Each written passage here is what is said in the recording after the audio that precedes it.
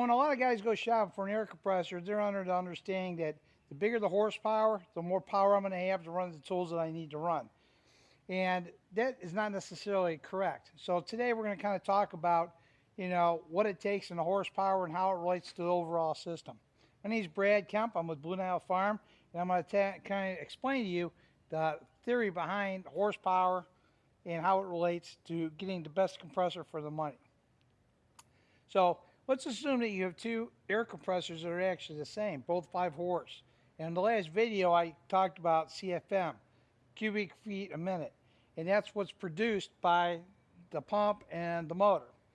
Now, the key theory behind air compressors is that the more your CFM, your cubic feet per minute, the more output you're going to have for your tools. But you can have two motors that are exactly the same, both 5 horse, and one CFM is only going to produce 10 CFM, and then you might have another one like this one that'll produce 15.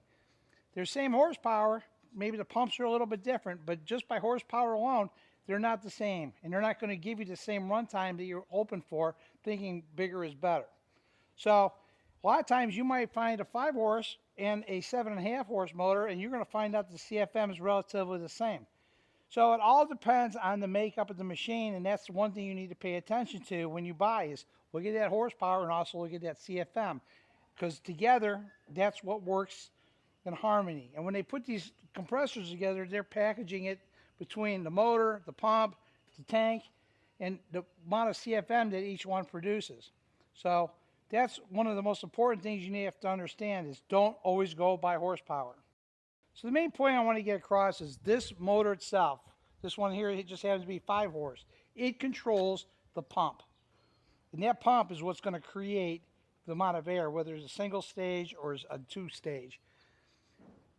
The CFM is produced based on the combination of these two. And that's what you've got to be concerned with, is that CFM. And that really should be the #1 number. That should be your first consideration. Then you want to make sure you have enough horsepower that supports that CFM and that pump. That's it. Pretty simple. And normally that's what the manufacturer does, is design it specifically for you. So in a nutshell, that's really all I want to say is there's not much to this. Just understand CFM comes first, horsepower second. It really doesn't get much simpler than that. So again, thanks for watching, guys. Watch the CFM video. Next one we're going to talk about is tank size, because that's going to have another bearing in your selection of buying a compressor.